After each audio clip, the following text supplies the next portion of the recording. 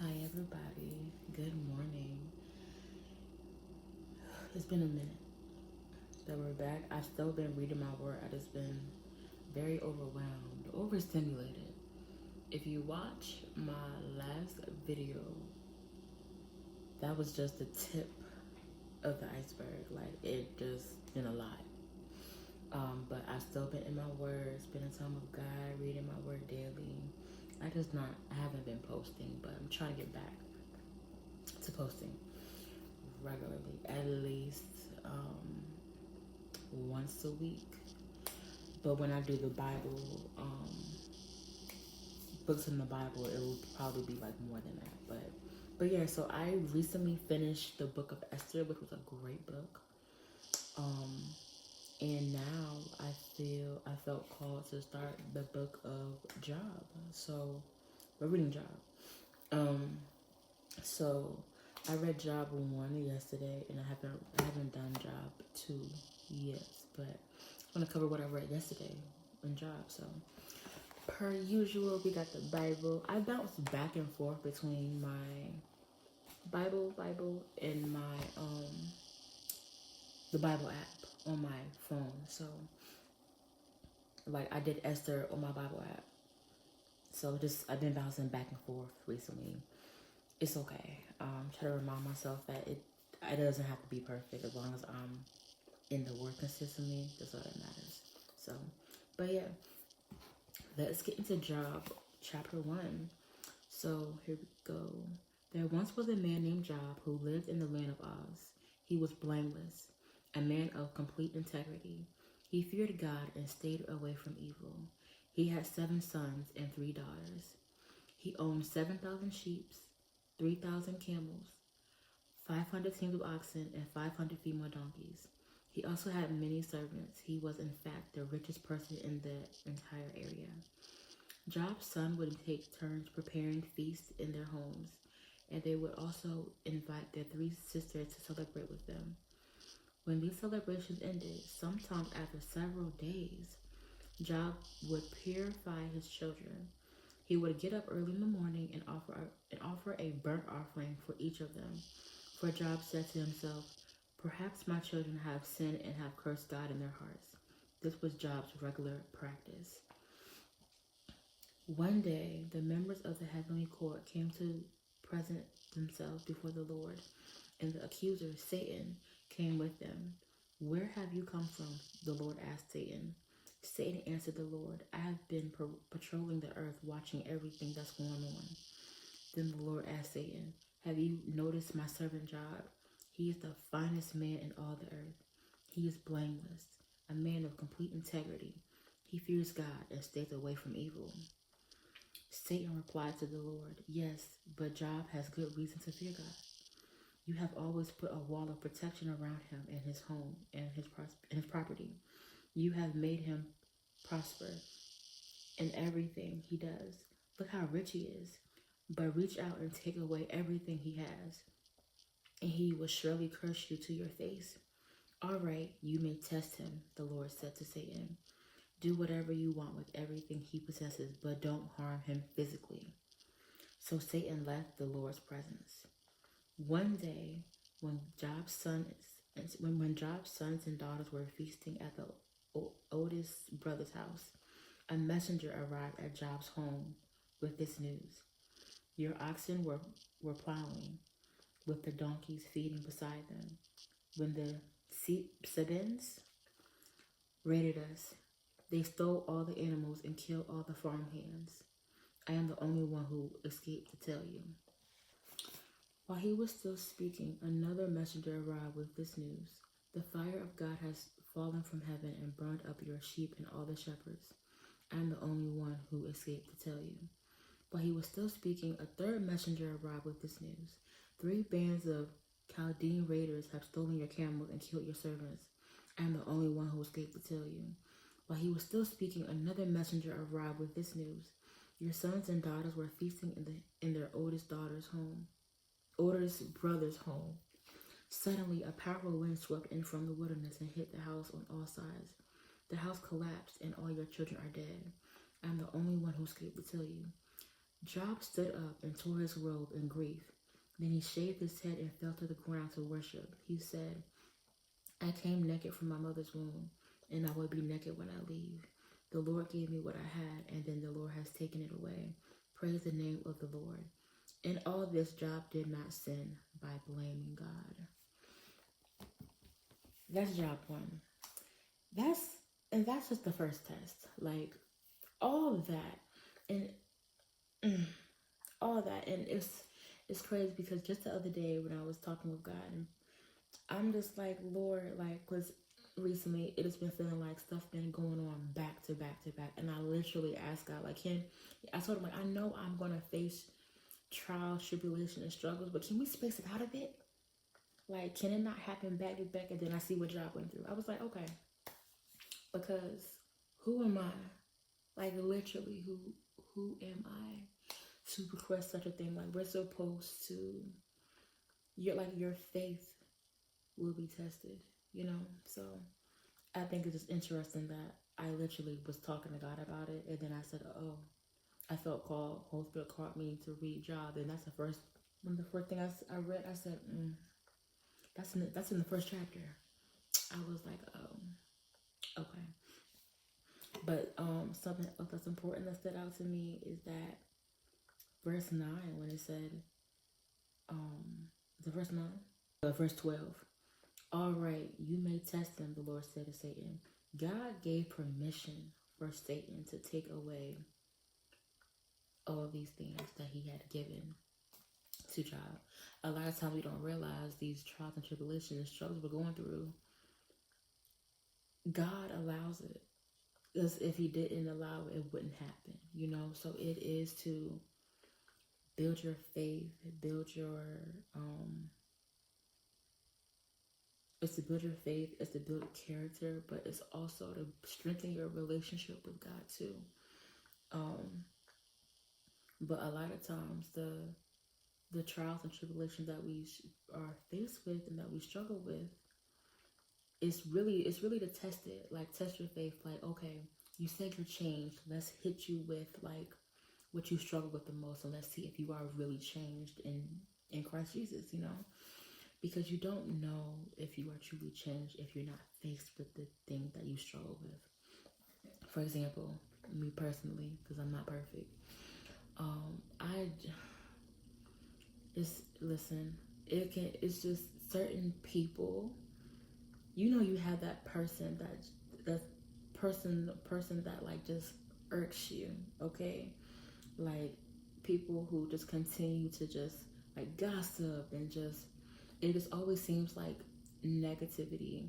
So being around such people, for example, like in the workplace or something like that, you can't really escape it, you know? So it's like, am I truly changed in Christ if I can pray for that person, or if I can, if I'm able to not allow them to get to me or to bother me?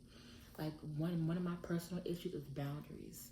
So if someone does not respect my boundaries, I think it is the most disrespectful thing like ever. Especially when you make it known and people still go out of their way to disrespect your boundaries. I'm learning one, most people can't read body language. I work in the psych field, so and this goes for the employees. Like even though they work in psych or they work in the field, you would think everybody has common sense or can read body language. They can't. They can't. But you know, I'm just learning like I gotta pray for them, pray for me. But it's just certain like that. People not respecting my personal boundaries. So it's something that I gotta pray for, like literally daily, and throughout the day, because I will find myself getting frustrated, annoyed. I'll even isolate so that I don't have a negative reaction.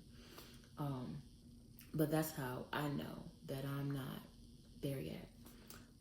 It's something I have to continuously work on. And believe it or not, I'm very good with people. I work in psych, so people are drawn to me, especially those who have like mental health disorders or struggles, and it's a lot. It can feel very taxing and draining, but I truly believe that's my passion, that's my calling, because I'm very good at it. And despite if I'm feeling overwhelmed, I will go above and beyond to help, and I'll do whatever I can to help out. But you have some of those people who just, you know.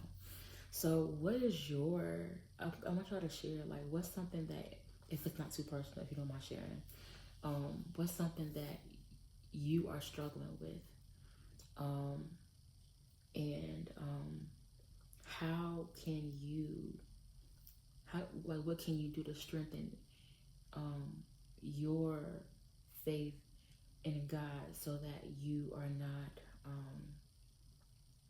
falling victim, like, to sin when it comes to that struggle. Like, so for me personally, like, instead of me lashing out or going off on somebody for not respecting my boundaries, I walk away. I talk to God. I have my Bible on me, on my Bible app. I currently I just bought these index cards. My mom got them for me, actually. I asked for them, and because I wanted to keep scriptures up here for when I'm feeling in negative emotions, and I already have them written down on my iPad for when I'm feeling angry, frustrated, lonely, depressed, down, just the negative feelings that Satan tries to put on us and keep us down and keep us low. Um, just a reminder of what God's word says and His promises. Just to remind me that that's, it's okay because God says it is. But yeah, doing stuff like that to just keep me connected to God's word and what He says, and not what Satan is trying to put in me to keep me in a negative mental space, because it can ruin my entire day, like my entire day. But yeah, I also found it interesting too, like, so he lost in this short amount of time. It just shows too, like he says, he was the richest person in that entire area. You see how quick God can take something away. People rely so heavily on, like, what they have, their possessions. You don't understand, like, in the blink of an eye, God can take it away. So be humble. And Job was humble. He was a blameless man. So imagine what God would do to show,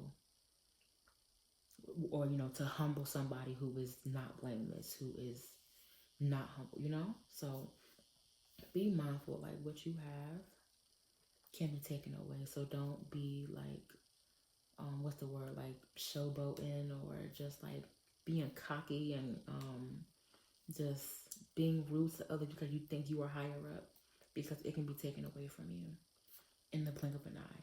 Because just that fast, he was the richest person in the area, and then he got everything taken from him. And that was just the first test. I haven't even read the rest of it yet. I see a second test up here too for chapter 2. But something else stood out to me in verse 20.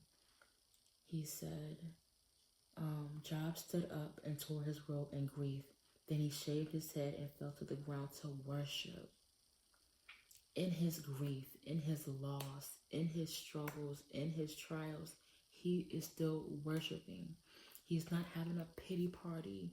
He's not sulking in his depression and his grief. He is still worshiping. And this also made me think of, like, it's okay to feel how you feel, because why would you feel happy about something like this? That's not a correct response.